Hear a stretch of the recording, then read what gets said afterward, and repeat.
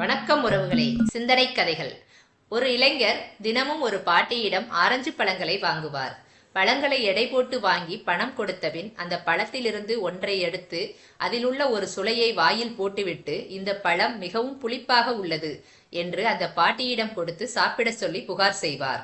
உடனே பாட்டி ஒரு சுளையை வாயில் போட்டுவிட்டு, இல்லையப்பா, நல்லாதானே இருக்கு என்பார். உடனே அந்த இளைஞர் எதுவும் பேசாமல் மீதி பழங்களை கொண்டு செல்வார்.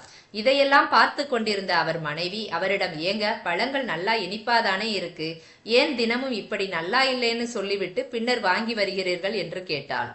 உடனே அந்த இளைஞர் சிரித்துக்கொண்டே மனைவியிடம், அந்த பாட்டி நல்ல இனிப்பான பழங்களைத்தான் விற்கிறாங்க, ஆனாலும் தனக்கென ஒரு பழத்தை கூட சாப்பிட்டு இருக்க மாட்டாங்க. நான் இப்படி குறை கூறி கொடுப்பதால் தினமும் அவர் காசு இழப்பின்றி ஒரு பழத்தை சாப்பிடுறாங்க என்றார்.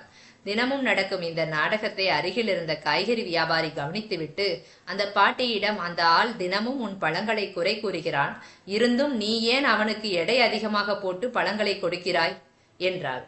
உடனே அந்த பாட்டி புன்னகையுடன், அவன் என்னை தினமும் ஒரு பழத்தை சாப்பிட வைப்பதற்காகவே இப்படி குறை கூறுவது போல கூறி கொடுத்து சாப்பிட வைக்கிறான்.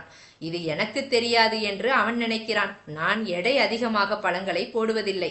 அவனது அன்பில் என் தராசு கொஞ்சம் சரிந்து விடுகிறது என்றாள். இப்படிப்பட்ட சின்ன சின்ன அன்பில்தான் ஜீவன் இன்னும் இருக்கு. அன்பை விதையுங்கள், அதையே அறுவடை செய்வீர். நன்றி.